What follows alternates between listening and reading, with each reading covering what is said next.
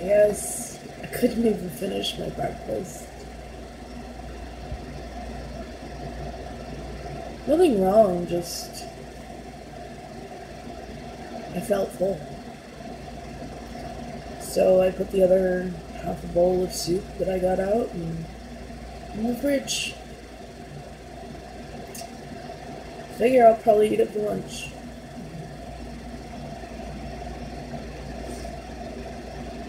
It's nutritious soup. So I've covered most of my food groups. The only thing I haven't covered is fruit. So that's good. I covered fruit last night, so that's good.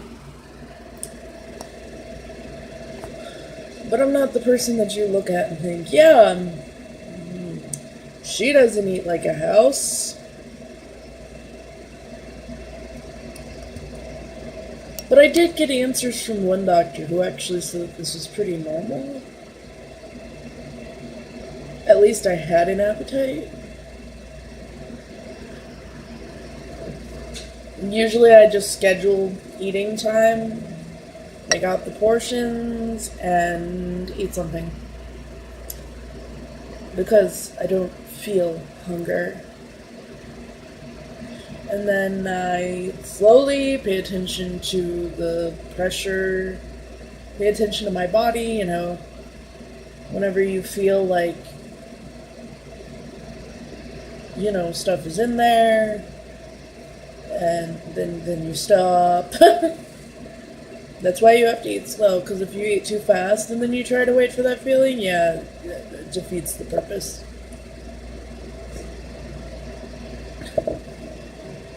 Then, you've still got food going in there after you felt like you're full, basically. But, sometimes I just don't feel hungry or full. I just don't feel it at all. It's apparently vaguely normal for someone who has what I have. Hashimoto's is a bitch. It can also cause abnormal bleeding, among other things. But here's the thing. My doctors absolutely refuse to actually do some research. I have dumbasses for doctors. So I've actually had some say, well, I doubt this is from the Hashimoto's. Well, I doubt you know anything about Hashimoto's, is what I'd like to say to them. Because I did my research. The moment somebody even had brought it up, I was researching it in like a dozen tabs. And then I was cross-referencing my sources. I wanted to know about this shit. And I wanted to know where they got their data, how they got their data, if it fit the criteria for valid data. I wanted to know this. I also went into forums where there were other people who actually have it. And listen to the different things that they were saying. Some of it was like me. Except mine is more extreme because of missing my kids. That's not abnormal for me, though. Whenever I was little, the same thing happened with my seizures. I had febrile seizures. And, no immune system, so it was bad. But it was also the reason why, despite the fact that my grandmother was a raging, abusive bitch, my mom couldn't separate us, really. For any sort of long period of time. Because the moment that happened, I would decline. This wasn't because my grandmother was a stellar caregiver. This was because for some reason being separated from people I have strong bonds with causes a physical reaction. Whatever it is, it just makes anything, it's like it causes stress on the body for some reason. And whatever is going on just is worse. It just is like 10 times worse. I don't completely understand it. Science doesn't even completely understand this shit. But this is actually worse than what I went through then. Probably because the bond between mother and children is stronger. This is not just something I feel with my heart. This is something my body reacts to.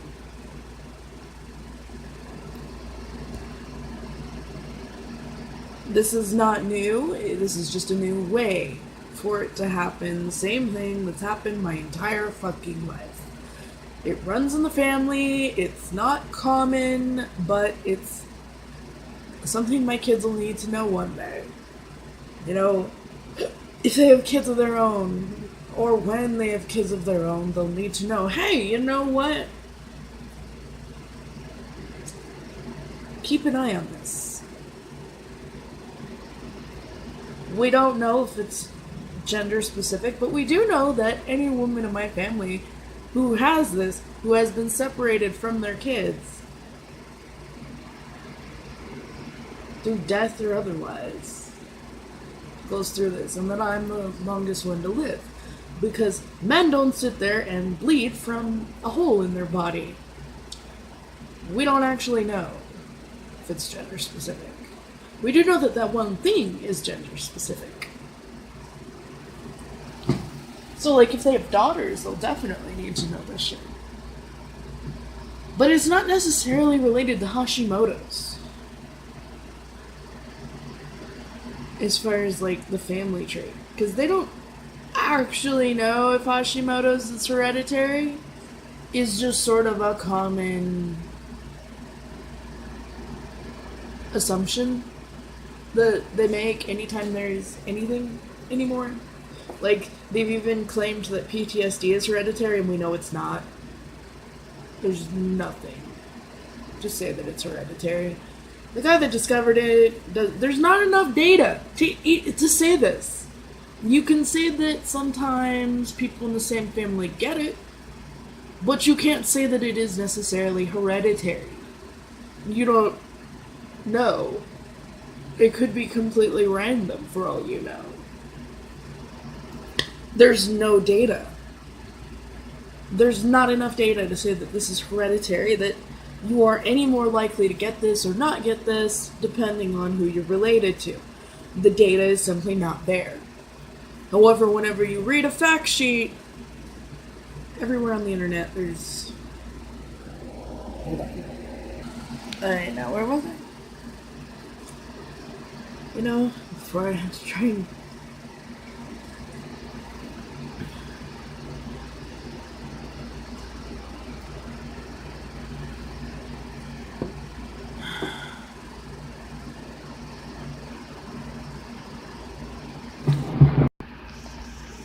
I really don't like jazz. Normally, these would be easy and quick to get rid of, but we have houseplants. So now I need to look up ways to get rid of them anyway.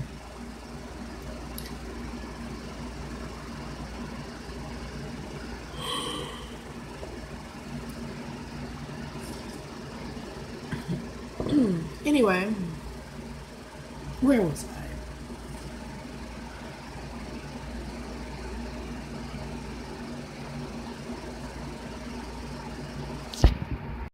Where I started off from. Alright, so, whenever you read a fact sheet on the internet, it'll say pretty much on anything.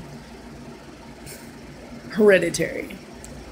Whenever you look at PTSD, it is caused by situational factors. If an entire family is military and everybody gets it, and like the single civilian in a sea of military goes through a bunch of crap and legit comes by it honestly, you can't really say shit. I mean, my grandmother didn't have it. She went through some level of stuff and she didn't have it. I'm literally like the only person in my family that has it.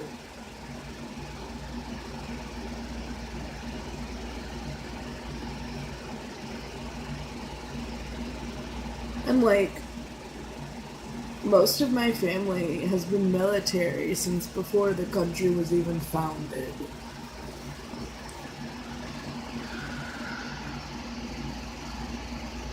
Before it was even like a colony.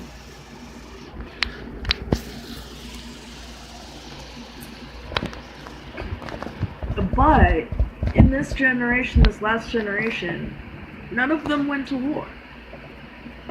My mom's unit was held back because she was pregnant during the Cold War. And she wasn't the only one. They will not send out pregnant women to war. If they know that they're pregnant, they won't send them out. It's sort of a thing. You don't want dead babies. So, yeah. It's a general procedure that you just don't send pregnant women out to war. So, they're in the military, they get pregnant, there's nothing you can really do about that. It's not like my mom did it on purpose. I was an accident. My brother was an accident. My little sister was an accident. We were all accidents, okay? It's not like she didn't love us, but we were accidents. Accidents happen. My mom was literally on birth control and using protection, and I still happened. Okay? Sometimes that's what happens. It doesn't matter how careful you are. Then, of course, my dad was like, trust me. And my mom was like, okay.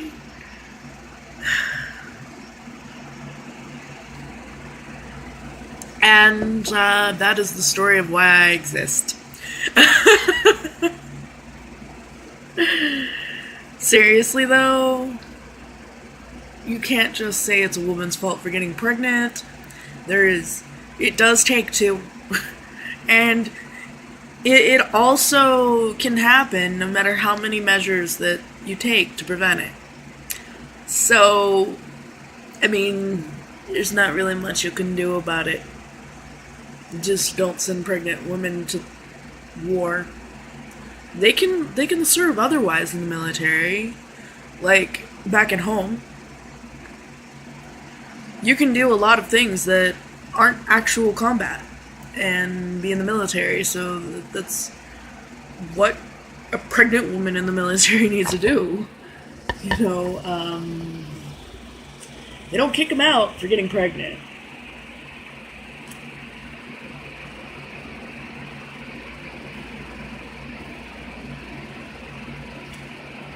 So yeah, pregnant and married women in America can be in the military. I'm not sure if this is true everywhere. I'm pretty sure that there are some countries that would kick a woman out for being pregnant, but technology is advanced enough that you don't need to put a woman in combat for them to do something. So, you know, there's light stuff too. Stuff that nobody really wants to do, I guess, or doesn't think about, because it's not that glory hound crap. But yeah, my mom was still a productive member of the military, even pregnant. But see, like, my uncle didn't get sent to war either, just because they just didn't need his unit. He's an asshole, by the way. Anyway, yeah, they just didn't need him. Plus, he was more of an eggheady person anyway. Not a scientist, but okay, maybe he was an engineer, okay? And I would guess that he was valuable enough because of the stuff that he was working on that they wouldn't have wanted him anywhere like that anyway. In the Cold War, I don't even think people, like, killed each other or anything. It was... No. There was one before that some people did die, but then, like, it couldn't really be traced to actual war. It's basically, everyone else posturing at each other and all this shit, dark, stabby sniper shooting going on in the shadows on both sides. And you think that doesn't happen, but my grandfather was Special Forces sniper. And he's like, the places they sent me, I can't tell you. Because I can't even admit that I was there. And if they had caught me, there were places that they would have said I was acting on my own, and places they would have disavowed all knowledge that I even existed. Because pretending they didn't send me there wouldn't have worked.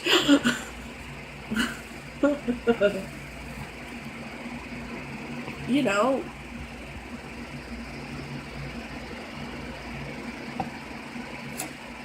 they're not the only ones that do that either. You know, people here, they get all upset. They're like, oh. You know, there's still people speculating on who killed President Kennedy. And saying, oh, it must have been another country. I honestly wouldn't doubt it. I wouldn't doubt if it was someone from here either. Because there's plenty of political powers in the world. And money gives access to a lot of stuff. Because we've given money a lot of power. And yeah.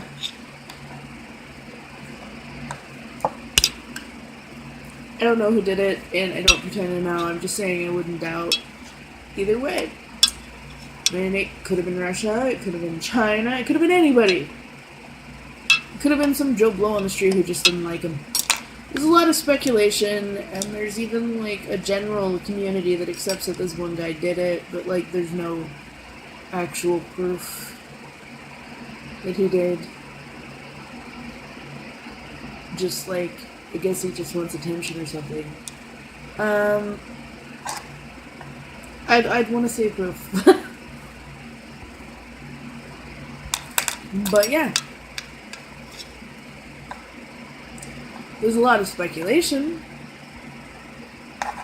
and there's a lot of people who are like, lynch the man! Well, there were. Is he still even alive? Anyway. Yeah. That's pretty much it. Oh, well, Hashimoto's is a new discovery. As opposed to PTSD, it's pretty new. Like, they literally haven't even known about it long enough to even discover if it's hereditary or not. Also, if you know someone who is somehow not affected by the level of crap I've been through, as far as, like, if they have been through like, that level of crap too, I'm sorry, but honey, they either bullshitting you about what they've been through, or they bullshitting you about how it affects them. Because nobody's unaffected. But PTSD means that what happened to you was so traumatic that this happened to you. And yes, once you do have it, it is easier to add more to it. But that doesn't mean that your kids are more likely to get it or anything else. That's bullshit. And anyone who says otherwise is full of shit. Because the data does not support it. The data supports that it exists. That if you go through a certain level of crap, you're more likely to have it. But not that it follows bloodlines. It's not like some magical thing that affects your DNA. It doesn't change your fucking DNA. Okay? Your DNA is what decides what's more or less likely, what's a recessive or a dominant trait. PTSD doesn't affect your DNA. There is no evidence that it has any impact on the next generation, having or not having it. Now, if you have an entire family who's in the military, a bunch of them go to war, and a bunch of them come back with PTSD, guess what? The only thing that you really know from that is that a bunch of people in that family have been through absolute hell on earth. And they're not unaffected by it. Because being unaffected by it would not be human! People get affected in all sorts of fucked up ways, okay? PTSD is only one of them. Some people straight up embrace their inner sociopath. I talked to a guy like this on the internet years ago. He actually admitted that he learned to enjoy killing. That was one of the most chilling things to ever have said to me. Most of my family has been military for generations.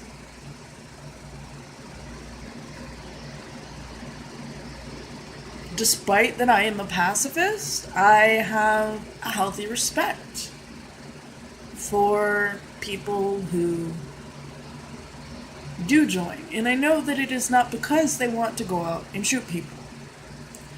I think my grandfather joined because he wanted the education program. A lot of people who joined wouldn't have had an opportunity otherwise. My mother, for instance. Yeah. She, went to college. It's not something my grandfather or anyone else really talks about, I guess. But yeah, my mom went to college. Turns out she wasn't bad at it.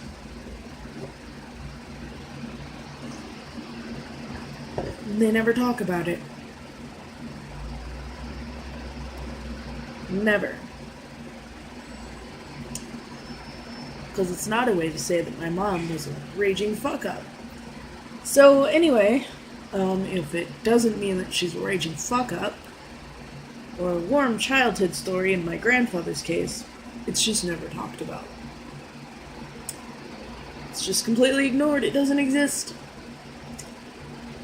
Man, my mom's family's fucked up. Do you want to know something? That's not hereditary either. Do you know what that is? That's what denial fucking does to you. There are certain things that if you latch onto them will fuck your shit up. My grandmother did it, and her kids did it, except for my mom. And my aunt did it so intensely that she carried on that hate to the next generation. Without admitting that it's really just jealousy, and she was really just jealous that she couldn't have kids, and didn't have them. And denial means that she didn't face these feelings. So she allowed her petty jealousies and pettiness in general to... But see, that's not hereditary. And that does not fit the definition of hereditary. Also, each of them always had a choice. This is choice. It is shitty, but it is choice. My mom chose not to be. My uncle could do no wrong, so he never learned that he could do wrong.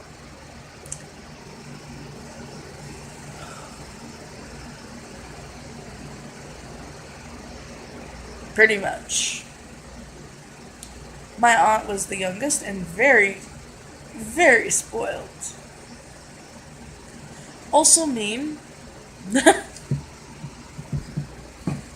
Every story I've ever heard about her alludes to this. She was a bitch as an adolescent, a bitch as a teenager, and she's a bitch now. Congratulations, she has a lifelong history of just being a bitch.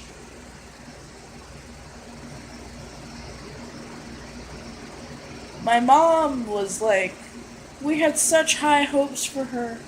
She was grateful for what she got, and blah, blah, blah. And then suddenly, things turned bad. She didn't listen to me anymore. That was pretty much how that story went. My grandmother just was fucked up in the head, okay? But this wasn't, like, fucked up in the head, like, oh my god, we need a diagnosis. And this is just the sort of fucked up that was never supposed to have one to begin with. Sorry, but she just has daddy issues. And mommy issues. And also, maybe we could have called her a sociopath or a psychopath. Whichever one, fit more. I'm never entirely clear on what exactly the difference is between the two. Because they seem like two different ways to say the same thing.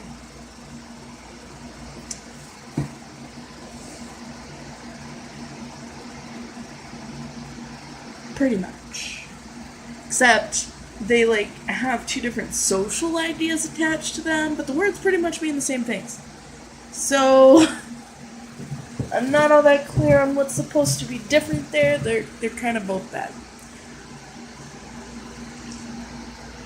But also, there's this fight over whether or not they're inherent or people can be rehabilitated. I don't believe my grandmother was born that way. Sorry, but I'm fairly sure that this was a point towards nurture. Because her family was...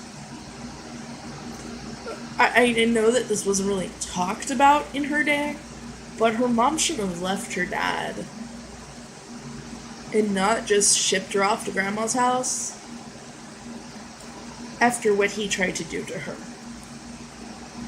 All this did was, effectively exile her from her own family and give her no end of issues.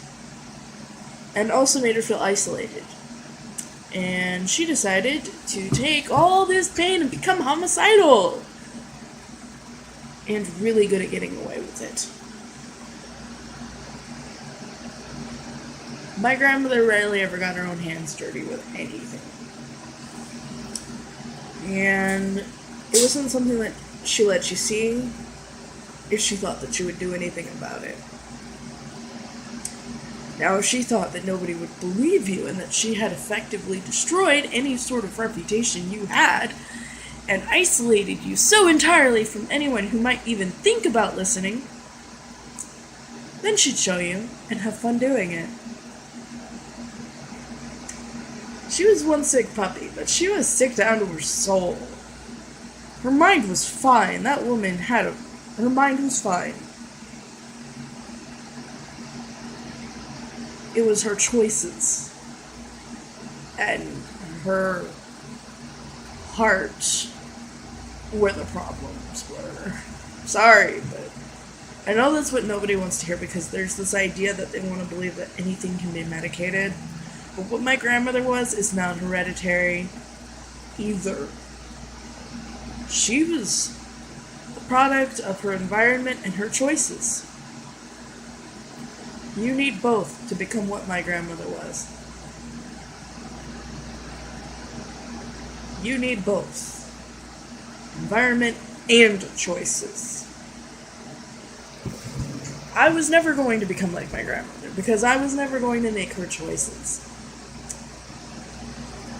As my grandmother said, you are just like your mother!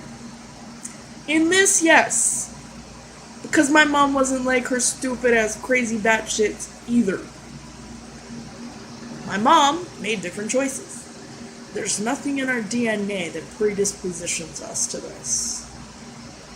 There's nothing in our DNA that predispositions us to be fucked up like she was. And it's all choice. It's all choice. PTSD, also not hereditary. I've just been through some next level shit.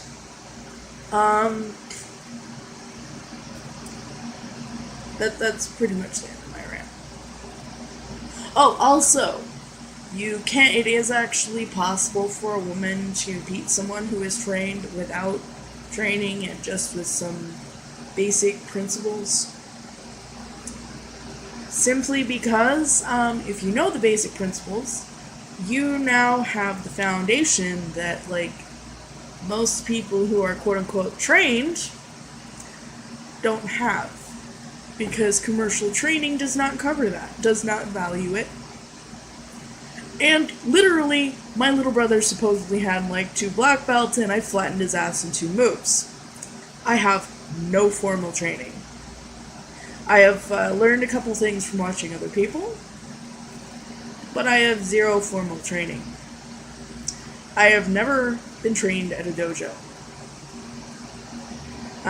My parents weren't alive long enough to have trained me. So, me and my dad started to try, but I was a toddler and in preschool whenever he died, so take from that what you will, but I was not doing kung fu. I was way too busy screaming for him to wake up. Okay, I was little. I was a kid.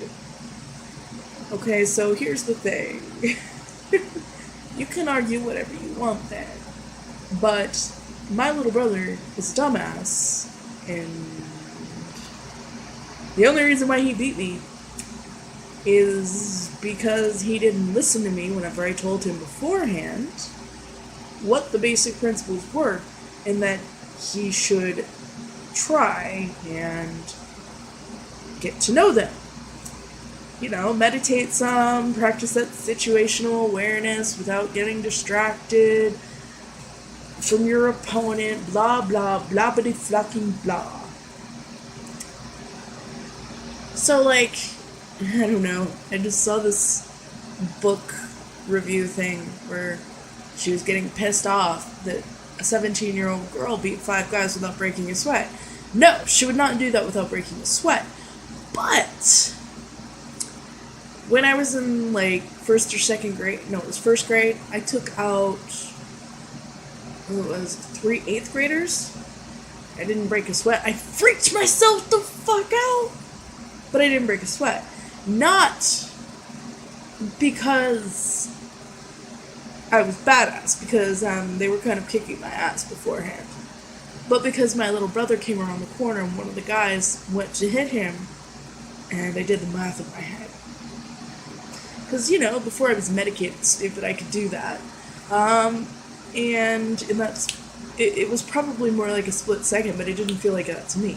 See, women, whenever we're protecting something, or someone rather, there's something that sort of goes off inside.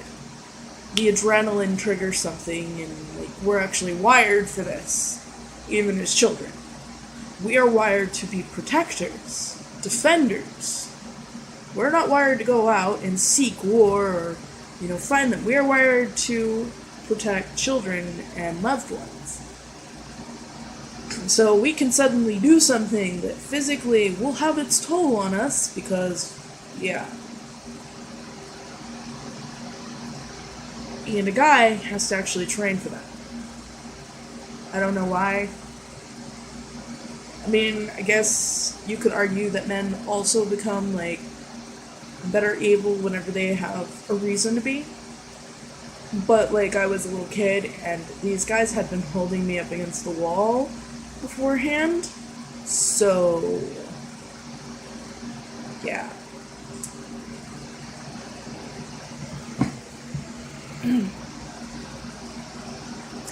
I mean, they were so scared because I did not... what I did to these guys was completely accidental. I didn't mean to put them in ICU, but they put me in because they didn't understand what had happened, and they didn't really want to. I mean, one of these guys was holding me down, one of them was trying to touch me inappropriately, and the other one was keeping watch. Whenever my brother came around the corner from the kindergarten play yard to ask for help with bullies, what do you think happened? The guy keeping watch for teachers suddenly was going for my brother. Okay? My brother didn't even stick around. One minute I'm being held down, the next minute I'm standing there, and they're on the ground, and my brother's looking at me like he's terrified. Okay? This is actually something that can realistically happen in the right situation. In a situation, but you also have to understand that, like, 17-year-old girl is not going to beat up 5 highly trained guys or girls without breaking a sweat. It is worth noting that neither me nor those boys had training,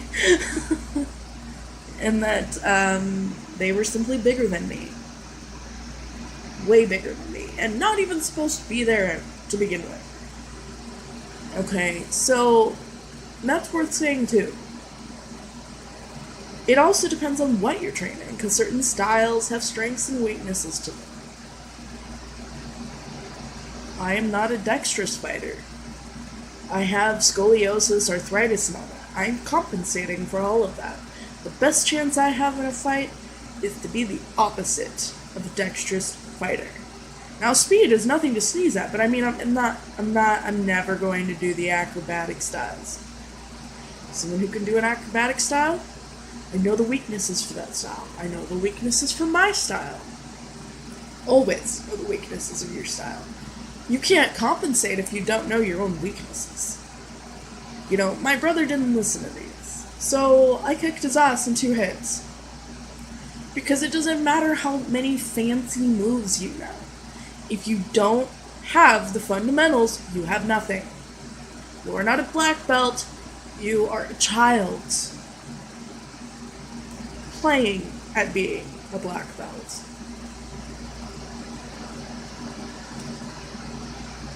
My brother's an idiot. But that's okay.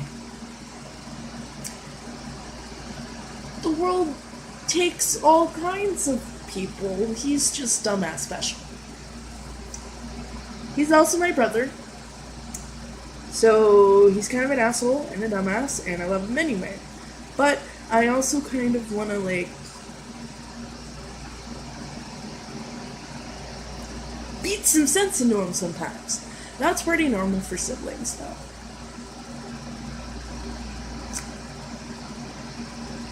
Especially with the level of crap that he's guilty of in that regard, so, yeah. It would kind of not be normal if I didn't want to sometimes beat some sense into him. So, the idea, though, is not to actually beat sense into him.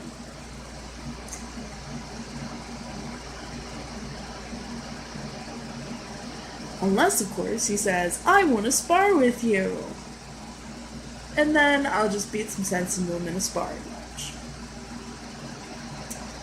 Because he's a dumbass. And here's the thing, like, last time we sparred was, like, the first time that we sparred, too. So,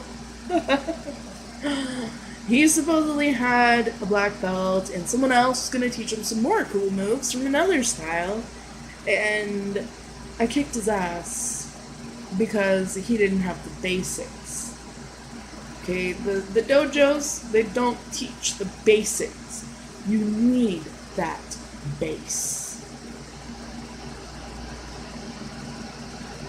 Anyway, yeah.